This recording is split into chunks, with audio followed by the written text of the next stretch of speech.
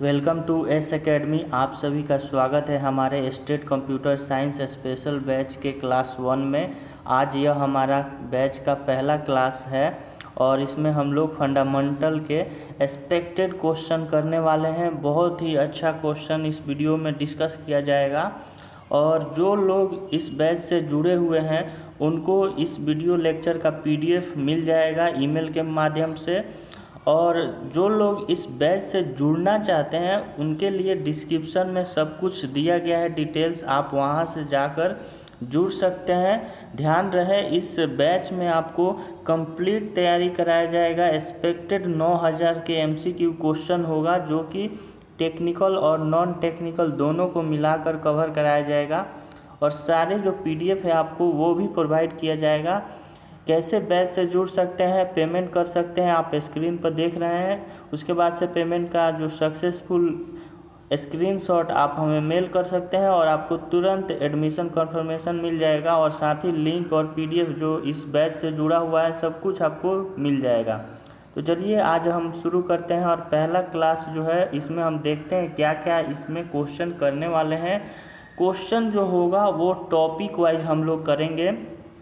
इस बैच का मकसद है कम से कम समय में ऐसी तैयारी किया जाए ताकि हमारा मार्क्स जो है 130 प्लस यानी 130 प्लस आए। तो सारे टॉपिक को हम लोग एक एक करके कवर करेंगे क्वेश्चन के माध्यम से, आपको पूरा एक्सप्लेनेशन मिलेगा।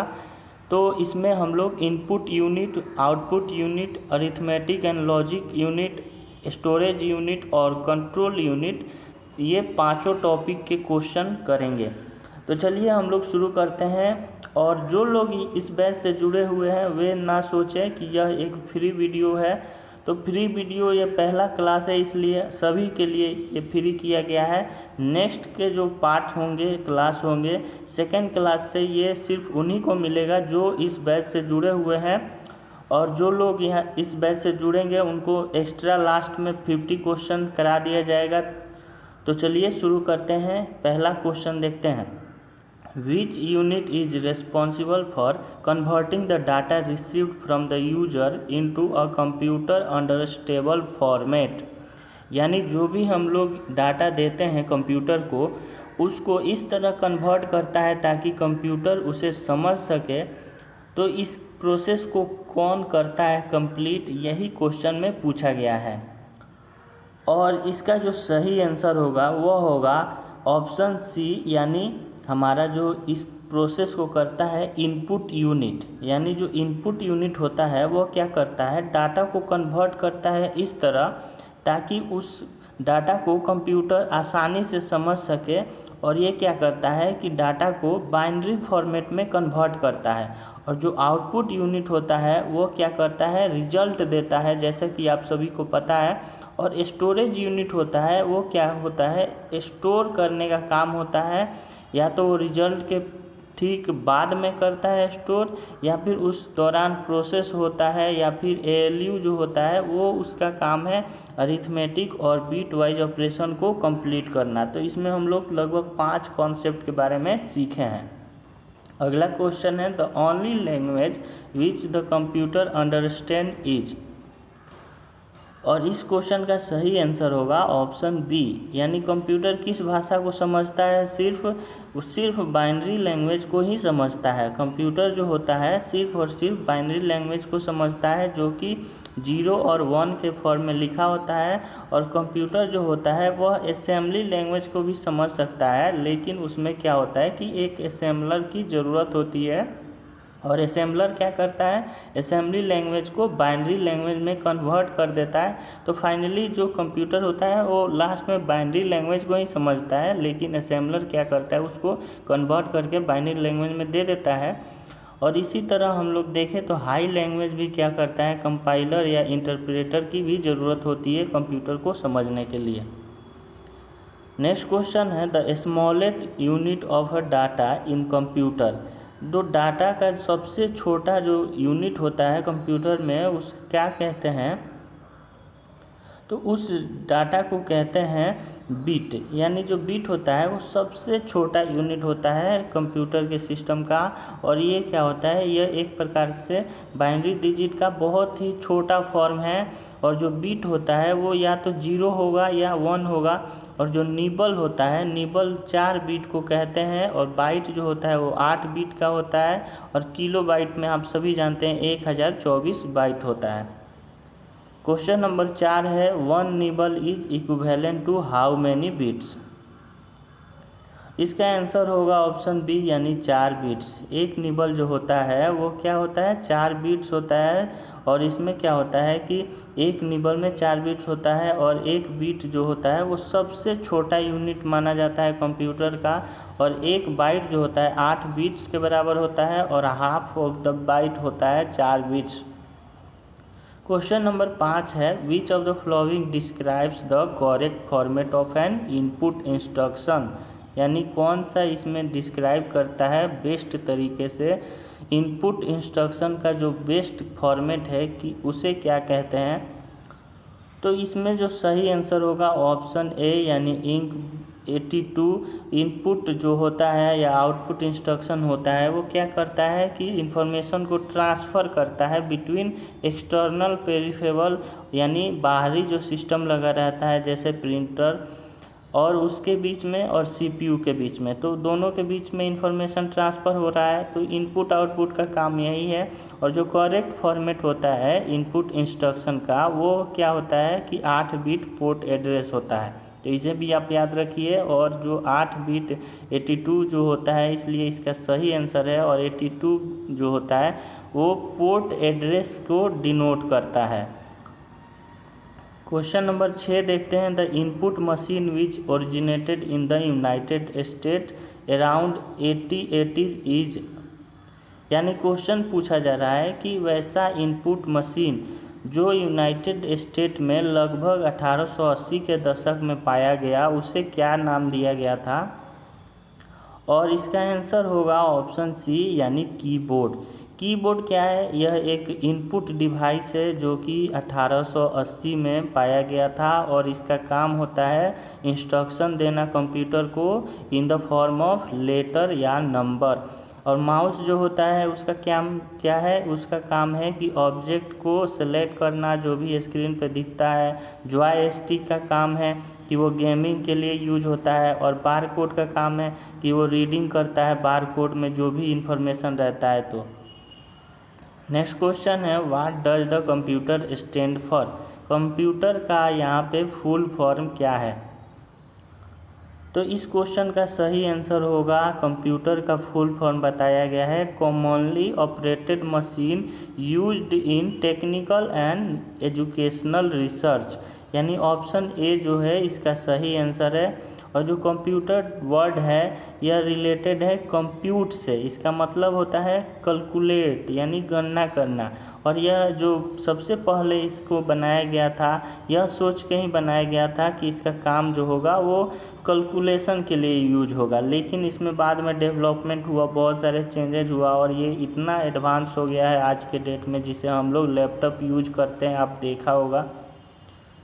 क्वेश्चन नंबर 8 है, ए योटाबाइट। योटाबाइट क्या होता है, इस कितने बराबर के होता है योटाबाइट। योटाबाइट होता है 1024 जीटाबाइट के बराबर होता है। यानी आप सोच सकते हैं कितना बड़ा ये मेमोरी है। एक योटाबाइट 1024 जेटाबाइट के बराबर होता है। और एक जेटाबाइट कितना होता है, 1024 एक्साबाइट। और एक एक्साबाइट सोच सकते हैं 1024 पेटाबाइट। तो इतना बड़ा ये मेमोरी है, आप देख सकते हैं। क्वेश्चन नंबर 9 देखते हैं, विच of the following is not a function of input unit. यानी कौन सा इसमें से फंक्शन नहीं है इनपुट यूनिट का, ये हमें बताना है। और इसका आंसर होगा ऑप्शन सी, यानी इसमें दिया गया है जो इनपुट यूनिट होता है वो क्या करता है कि ये इनपुट देने का काम करता है। और जो 3 ऑप्शन दिए गए हैं, रीड इंस्ट्रक्शन, ये भी सही है। Convert the data into computer acceptable format, ये हम लोगों ने पहले ही क्वेश्चन में देखा। फिर डी है कि it supplies the data and instruction to the computer, ये भी सही है। अगर हम लोग 3 देखते हैं, it makes the data into user understandable format, तो ये गलत है। यह काम कंप्यूटर का है कि कंप्यूटर उसको कन्वर्ट करके यूजर अंडरस्टेबल फॉर्मेट में बनाता है आउटपुट यूनिट के द्वारा। तो इसलिए इसका सही आंसर होगा ऑप्शन सी। क्वेश्चन नंबर 10 है, लेबल द पार्ट्स 1 एंड 2, यानी ये पार्ट 1 लेफ्ट साइड में और राइट साइड में पार्ट 2 है, बीच में सेंट्रल प्रोसेसिंग यूनिट है और यहाँ पे लेबल किया गया है। तो इसमें बताना है कि पार्ट ए और पार्ट 2 दोनों में क्या क्या आएगा। तो सेंट्रल प्रोसेसिंग यूनिट, जैसा कि आप सभी को पता है किस चीज़ से बना है, ये बना है आपके इनपुट यूनिट से और आउटपुट यूनिट से। तो फर्स्ट में इनपुट यूनिट आएगा और लास्ट में यानी सेकंड में आउटपुट यूनिट आएगा। और इस डायग्राम के द्वारा ये पता चलता है कि सीपीयू कैसे काम करता है और रिजल्ट कैसे आता है। इनपुट यूनिट का काम है इंस्ट्रक्शन देना और आउटपुट यूनिट का काम है इंस्ट्रक्शन यानी रिजल्ट को वापस लेना। नेक्स्ट क्वेश्चन देखते हैं 11th number, the process of producing useful information for the user is called, यानी वैसा प्रोसेस जिससे क्या होता है कि यूजफुल इंफॉर्मेशन यूजर से लिया जाता है, तो उस प्रोसेस को क्या बोला जाता है? उस प्रोसेस को आउटपुटिंग बोला जाता है। यानी जो आउटपुट यूनिट होता है वो उसका काम क्या है कि रिजल्ट देना यूजर को एक ऐसा फॉर्म में जिससे यूजर समझ सके, या तो प्रिंटेड हो या विजुअल डिस्प्ले हो स्क्रीन पे। और इस प्रोसेस को आउटपुटिंग कहते हैं। कंट्रोलिंग क्या होता है? कंट्रोलिंग होता है एक ऐसा तरीका जिसमें इंस्ट्रक्शन को सीक्वेंस वाइज ऑपरेट किया जाए। इनपुटिंग देख लेते हैं। इनपुटिंग का मतलब है इंस्ट्रक्शन देना सिस्टम को जहाँ पे उसका काम हो रहा है या फिर जहाँ पे वो प्रोसेस कर रहा है। तो ये हम लोग बाकी के भी ऑप्शन देख लिए क्या होता है सब कुछ। ऐसे आप अगर पढ़ते हैं तो डेफिनेटली आपके जो कॉन्सेप्ट है वो क्लियर होते ही हैं और साथ ही साथ क्वेश्चन भी आपको यहाँ पे बहुत सारे देखने को मिलेंगे। ये हमारा क्लास 1 है, इसलिए हम लोग इसमें 50 MCQ क्वेश्चन ही डिस्कस करेंगे। नेक्स्ट पार्ट में हम लोग 100 क्वेश्चन लाने की कोशिश करेंगे और इस जो बैच है उसको आप लोग के माध्यम से एक अच्छा बैच यहाँ पे सक्सेसफुल बनाने की कोशिश रहेगी। जितने भी लोग जुड़े हुए हैं सभी को यहाँ पे सिलेक्शन दिलाने की प्रयास रहेगा। Output unit converts the data inter by the user into computer understandable form. इसको ट्रू या फॉल्स दोनों में से कोई बता सकते हैं कि स्टेटमेंट दिया गया है। स्टेटमेंट को समझते हैं। द आउटपुट यूनिट क्या करता है कि डाटा को, जो डाटा दिया जाता है उसको इस तरह कन्वर्ट करता है ताकि कंप्यूटर उसको समझ सके। लेकिन हम लोगों ने पहले देखा कि यह काम इनपुट डिवाइस का काम है, इनपुट उसको वैसे कन्वर्ट करता है, तो इसलिए यह स्टेटमेंट गलत है। आउटपुट का काम है रिजल्ट देना, तो रिजल्ट देना या फिर कंप्यूटर में जो मिल रहा है उसको ऐसे कन्वर्ट करे ताकि यूजर उसको समझ सके, तो इसलिए इस स्टेटमेंट गलत है, यानी बी जो है इसका सही आंसर। क्वेश्चन नंबर 13 देखते हैं। VDU स्टैंड फॉर, इसमें फुल फॉर्म पूछा गया है और ये क्वेश्चन आई थिंक एग्ज़ाम में पूछा गया है, किसी न किसी एग्ज़ाम में ये बैंकिंग में पूछा गया है क्वेश्चन। तो इसका आंसर होगा ऑप्शन बी। VDU का मतलब होता है विजुअल डिस्प्ले यूनिट, और इसका मतलब क्या है कि जो हमारा क्या होता है कि यह रेफ़र किया जाता है as a monitor who basically is use to give the result और आउटपुट टू द यूजर। यानी ऐसा ये मॉनिटर है जो क्या करता है, रिजल्ट देता है या आउटपुट देता है। और इसमें क्या होता है, इसमें कैथोड रे ट्यूब होता है, तो आप इसे याद रख सकते हैं। नेक्स्ट क्वेश्चन है what does SVGA stand for. SVGA का फुल फॉर्म क्या है, और SVGA का फुल फॉर्म यहाँ पे पूछा गया है। इसका आंसर होगा ऑप्शन डी, यानी super video graphics array is called a type of visual display unit.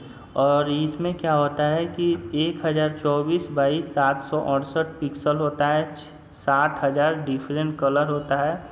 तो ये ग्राफिक का पार्ट है सुपर वीडियो ग्राफिक्स एरे।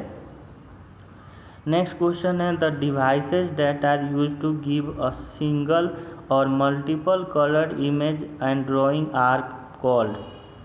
वैसा डिवाइस जो बहुत सारे कलर्ड इमेज या फिर ड्राइंग देते हैं, एक दे सकते हैं या एक से ज़्यादा, तो उस डिवाइस को क्या बोला जाता है, उस डिवाइस को बोला जाता है प्लॉटर।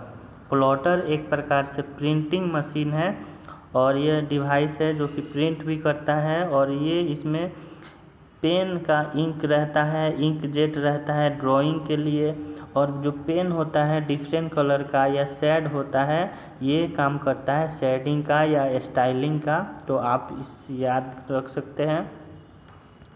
नेक्स्ट क्वेश्चन है a special request originated from some device to the CPU to acquire some of its call to acquire some of its time is called. यानी क्वेश्चन पूछा जा रहा है कि ऐसा यहाँ पे स्पेशल रिक्वेस्ट जो ओरिजिनेट होता है some device to the CPU से ओरिजिनेट होता है रिक्वेस्ट, क्या करने के लिए, ये अपना टाइम लेने के लिए।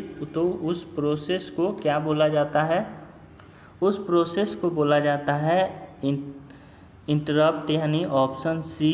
इंटरप्ट क्या है, एक काइंड ऑफ रिक्वेस्ट है जो कि takes control of the system bus for some time, यानी कुछ समय मांगता है कि और इसको प्रोसेस के टाइम लग रहा है और पूरा ऑपरेशन परफॉर्म करता है, और उसके बाद से यह कंट्रोल यूनिट को बैक करता है रिजल्ट, और it is usually identify by some number और is handle by interrupt controller. Next question है line printers that print one line at a time are. तो लाइन प्रिंटर्स के बारे में पूछा जा रहा है, और इसका आंसर होगा ऑप्शन सी, यानी ड्रम प्रिंटर्स। ड्रम प्रिंटर्स क्या होता है, यह एक सॉलिड सिलिंड्रिकल ड्रम होता है जिसमें कैरेक्टर रहता है उसके सरफेस पे, और सर्कुलर बैंड लगा रहता है, और ये सिर्फ क्या करता है, प्री डिफाइंड कैरेक्टर ही प्रिंट करता है, यानी जो इसमें कैरेक्टर रहेगा वही कैरेक्टर प्रिंट करेगा। नेक्स्ट क्वेश्चन है a dash monitor looks like a television are normally used with non portable computer system. तो कौन सा मॉनिटर है जो कि टेलीविज़न की तरह दिखता है लेकिन यूज होता है नॉन पोर्टेबल कंप्यूटर सिस्टम की तरह। तो इसे हम लोग कहते हैं CRT मतलब होता है कैथोड रे ट्यूब। यह मॉनिटर है जो कि टीवी की तरह दिखता है लेकिन काम करता है यह नॉन पोर्टेबल कंप्यूटर की तरह, आप इसे कहीं ले नहीं जा सकते हैं। क्वेश्चन नंबर 19 देखते हैं विच of the following is not a function of output unit. Output unit का फंक्शन नहीं है, और इसका आंसर होगा ऑप्शन डी, यानी आउटपुट यूनिट का फंक्शन नहीं है। डी देख लेते हैं क्या बोला जा रहा है, it supply the data and instruction to the computer for further processing. तो गलत स्टेटमेंट है, यह काम इनपुट डिवाइस का काम है, और जो आउटपुट यूनिट होता है उसका काम है रिजल्ट देना यूजर को। पहले ही देखा है प्रिंटेड या फिर विजुअल यानी मॉनिटर के माध्यम से। क्वेश्चन नंबर 20 देखते हैं PCI का मतलब क्या है। PCI स्टैंड फॉर, PCI का मतलब होता है यहाँ पे आपके पेरिफेरल कंपोनेंट इंटरकनेक्ट। PCI का मतलब है पेरिफेरल कंपोनेंट इंटरकनेक्ट, और ये क्या होता है कि यह एक हाई बैंडविड्थ बस है जिसका काम है पेरिफेरल बस की तरह काम करना, और दूसरे डिवाइस के तुलना में यह बहुत ही अच्छा काम करता है, फास्ट प्रोसेस है इसका। Component that provide internal storage to the CPU are. ऐसा कंपोनेंट जो कि इंटरनल स्टोरेज प्रोवाइड करता है उसे क्या कहते हैं, तो उससे हम लोग रजिस्टर कहते हैं। रजिस्टर जो होता है वो बहुत ही फास्ट स्टोरेज यूनिट कहलाता है और उसका काम है इमीडिएट जो कैलकुलेशन होता है उसको स्टोर कर लेता है CPU में। और जो रजिस्टर होता है वो यूज़र के द्वारा एक्सेसिबल भी हो सकता है या फिर नॉन एक्सेसिबल भी हो सकता है। क्वेश्चन नंबर 22 देख लेते हैं। Saving data and instruction to make them readily available is the job of. यानी डाटा को सेव करना या इंस्ट्रक्शन को सेव करना और उसको तुरंत अवेलेबल कराना, यह किसका काम है? यह काम है स्टोरेज यूनिट का। स्टोरेज यूनिट का काम है डाटा को स्टोर करना और यह क्या करेगा? इंस्ट्रक्शन को तुरंत पहुंचाएगा जहां पे इसकी ज़रूरत होगी। और जो कैच सॉफ्टवेयर होता है, कैच मेमोरी रहता है, ये भी एक प्रकार से सॉफ्टवेयर है जो कि डाटा को स्टोर करता है और उसे बाद में देता है जहाँ पे उसकी ज़रूरत होती है। और इसमें क्या होता है कि पहले से जो कैलकुलेशन किया रहता है कैच मेमोरी में ही सेव रहता है। नेक्स्ट क्वेश्चन है the two basic type of memory in a computer are dash. Computer fundamental question. तो आप यहाँ पे देख सकते हैं दिया गया है जो दो बेसिक टाइप है कंप्यूटर मेमोरी का। कंप्यूटर में क्या कहलाता है बेसिक टाइप? तो पहला जो है वो कहलाता है प्राइमरी और दूसरा है सेकेंडरी। दो बेसिक जो कंप्यूटर का मेमोरी है, प्राइमरी और सेकेंडरी। और प्राइमरी जो मेमोरी होता है वो डायरेक्टली CPU के द्वारा एक्सेसिबल होता है, लेकिन सेकेंडरी जो होता है वो डायरेक्टली नहीं होता है। तो इसे भी आप याद रख सकते हैं। नेक्स्ट क्वेश्चन है which of the following is use to hold running program instruction. यानी कौन सा इसमें स्टोरेज है जो क्या करता है? रनिंग यानी जो प्रोग्राम रन करता है उसको होल्ड करके रखता है। तो इसका आंसर होगा, कौन सा आंसर होगा इसका? ऑप्शन ए यानी प्राइमरी स्टोरेज। प्राइमरी स्टोरेज का काम है कि क्या करेगा? जो प्रोग्राम चल रहा है उसके इंस्ट्रक्शन को होल्ड करेगा। अगला क्वेश्चन है which of the following is non volatile storage. Non volatile storage कौन सा नहीं है? तो नॉन वोलाटाइल स्टोरेज इसमें से पूछा गया है कौन सा है, तो इसका आंसर होगा option B secondary. Non volatile पहले आपको पता होना चाहिए। नॉन वोलाटाइल का मतलब होता है कि जब आपका कंप्यूटर ऑफ हो जाए या बंद हो जाए तो उसमें जो सेव रहता है डाटा वो ख़त्म ना हो, तो उसे नॉन वोलाटाइल कहते हैं। अब वोलाटाइल का मतलब होता है कि कंप्यूटर ऑफ होने पे सब डाटा ख़त्म हो जाए।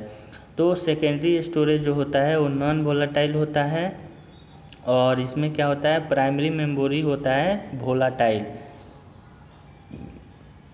विच of the following is used in the main memory. Main memory में कौन सा इसमें जो रैम है यूज होता है? मेन मेमोरी में रैम यूज होता है डायनेमिक यानी डी रैम।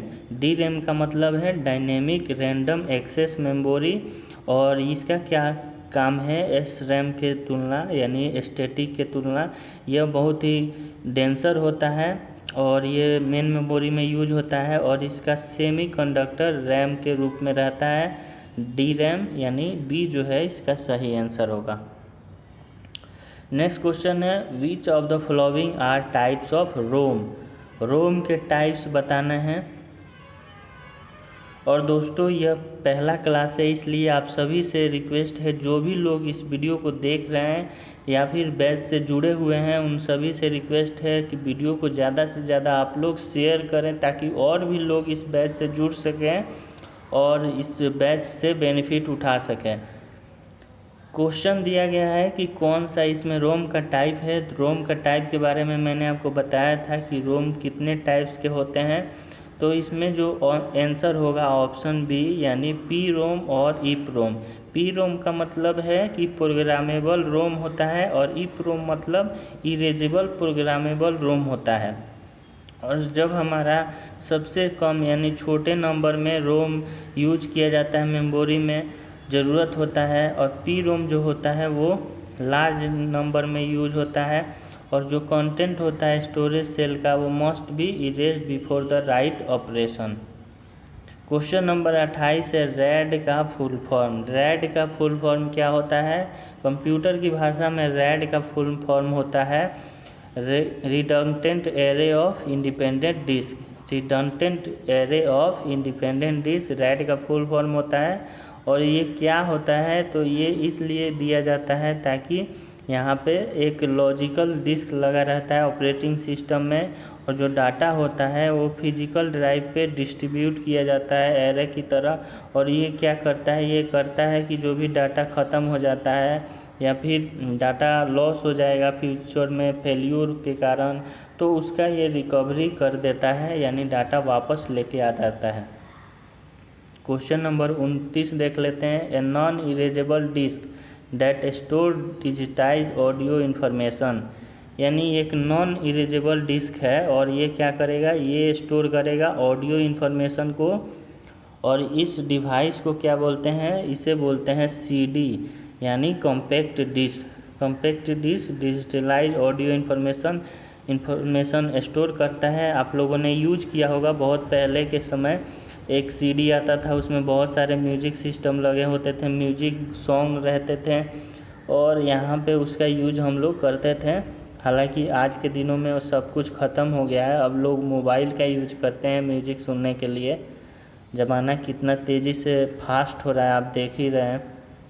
और इसमें जो सीडी होता है स्टैंडर्ड सिस्टम है, जो कि 12 सेंटीमीटर का डिस्क लगा रहता है, और ये रिकॉर्ड कर सकता है 60 मिनट तक बिना रुके हुए गाना या फिर यहाँ पे गेम आप यूज कर सकते हैं। देख लीजिए कितना इसका मतलब फास्ट सिस्टम है।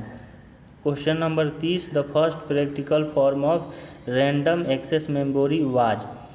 रैम का पहला प्रैक्टिकल फॉर्म, उसका नाम क्या है? उसका नाम है विलियम ट्यूब। विलियम ट्यूब ये साइंटिस्ट होंगे और उन्हीं के नाम पे पड़ गया होगा। The first practical form of RAM was William tube made 1947। और इसका काम है कि यह डाटा को स्टोर करता है और ये इलेक्ट्रिकली चार्ज स्पॉट होता है कैथोड रे ट्यूब पे। तो आप इस पॉइंट को भी नोट करते रहिए। और हालांकि जो भी लोग ज्वाइन किए हुए हैं बैच को, उनको सभी PDF मिलता रहेगा। 32 नंबर है ALU is the place where actual execution of instruction take place during the process operation. यानी इसमें स्टेटमेंट दिया गया है, आप बताइए ट्रू है या फॉल्स है। स्टेटमेंट में आपको समझा देता हूँ। ALU ऐसा जगह है जहाँ पे एक्चुअल एग्जीक्यूशन होता है इंस्ट्रक्शन का जब प्रोसेस करता है ऑपरेशन। तो ये स्टेटमेंट सही है या गलत?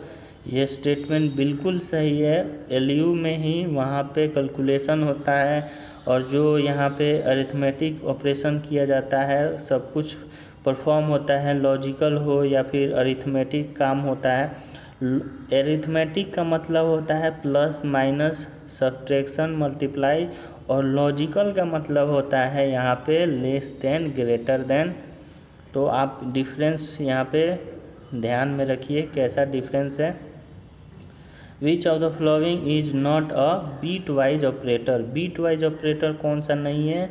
और इसका आंसर होगा डॉट, यानी सी जो है वो बिल्कुल सही है। बाकी यहाँ पे जो दिए गए हैं ऑपरेटर वो सभी बीट वाइज ऑपरेटर हैं।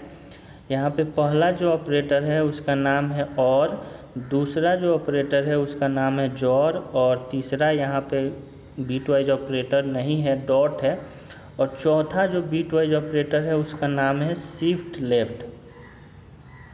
क्वेश्चन नंबर 34 देख लेते हैं। The sign magnitude representation of -1 is. यानी इसका जो -1 है इसका साइन मैग्नीट्यूड कैसे निकालते हैं ये पूछा जा रहा है। और इसका आंसर होगा ऑप्शन डी, यानी 1001। अब यहाँ पे जो फर्स्ट जो लेफ्ट मोस्ट बीट होता है, एग्जाम्पल के तौर पे जो मोस्ट सिग्निफिकेंट बीट होता है वो साइन मैग्नीट्यूड का रिप्रेजेंट करता है। अगर नंबर पॉजिटिव है या निगेटिव है, तो अगर जो मोस्ट जो हमारा जो सिग्निफिकेंट बीट होता है वो 1 है, तो जो हमारा नंबर होगा वो निगेटिव होगा अगर यह जीरो है तो, अगर नंबर पॉजिटिव है तो, अगर प्लस है तो यह 0 0 1 होगा, अगर माइनस है तो 1 0 0 1। यानी यहाँ पे आप देख सकते हैं प्लस के लिए सबसे पहला जो डिजिट लगाया गया है 0, और जो माइनस के लिए यहाँ पे सबसे पहला जो डिजिट लगाया गया है 1, और बाकी जो यहाँ पे 3 डिजिट दिए गए हैं 0 0 1 0 0 1, दोनों में आप देख सकते हैं सेम है, लेकिन प्लस और माइनस के लिए यहाँ पे प्लस के लिए 0 और माइनस के लिए 1। तो आप इसे याद रख सकते हैं। कन्वर्ट करने के बाद से आपको यहाँ पे सबसे पहले प्लस और 0 ज़रूर देखें। अगला क्वेश्चन है IEEE का फुल फॉर्म क्या है? IEEE का फुल फॉर्म क्या होता है?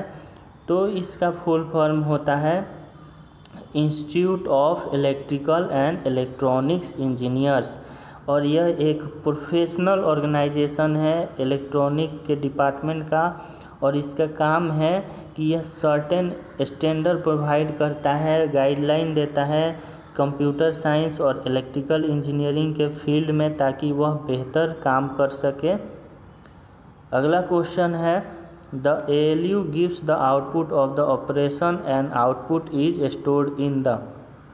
ALU जो होता है अरिथमेटिक लॉजिकल यूनिट, इसका काम है आउटपुट ऑपरेशन देना, और आउटपुट जो होता है वो स्टोर करता है। स्टोर कहाँ करता है यही क्वेश्चन में पूछा गया है, और इसका आंसर होगा ऑप्शन बी यानी रजिस्टर्ड। और ये रजिस्टर में स्टोर करता है जो आउटपुट दिया जाता है ALU के द्वारा।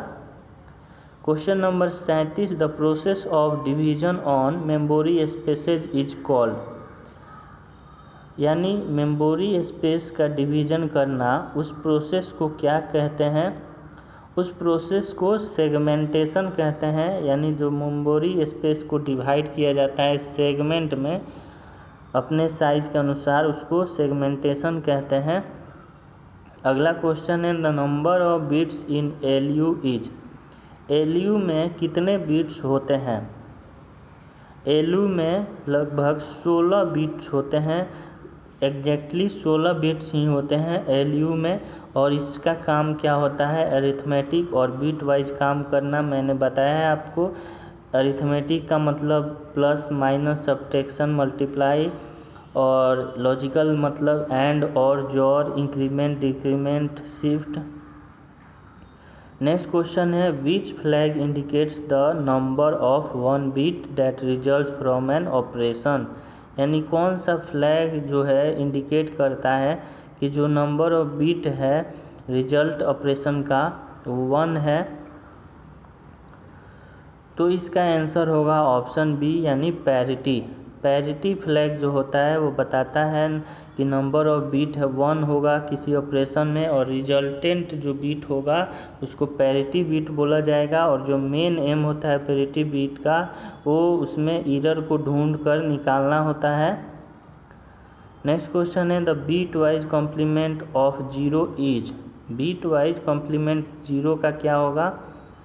तो इसका आंसर होगा ऑप्शन सी यानी 1 1 1 1 1 1 1 1। यानी कितने 1 है बीट वाइज कॉम्प्लीमेंट 0 का?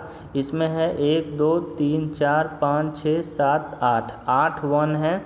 और इसमें 0 का कैसे निकालते हैं? 8 बीट पहले निकालेंगे और उसको 1 में फर्स्ट कॉम्प्लीमेंट के लिए आप उसको रिवर्स कर दें, 0 का 1 1 का 0। तो 0 दिया गया है, तो इसके लिए आप पहले 8 0 लिखिए, उसके बाद से सारे 0 को 1 में कन्वर्ट कर दीजिए।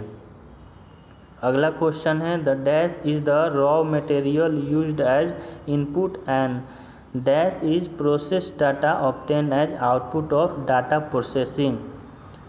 तो इसका आंसर क्या होगा? इसका आंसर होगा डाटा और इंस्ट्रक्शन। यानी डाटा जो है वह रॉ मटेरियल की तरह काम करता है इनपुट के लिए, और जो इंस्ट्रक्शन होता है वो प्रोसेस्ड डाटा के लिए काम करता है, ताकि आउटपुट डाटा उस पर काम कर सके।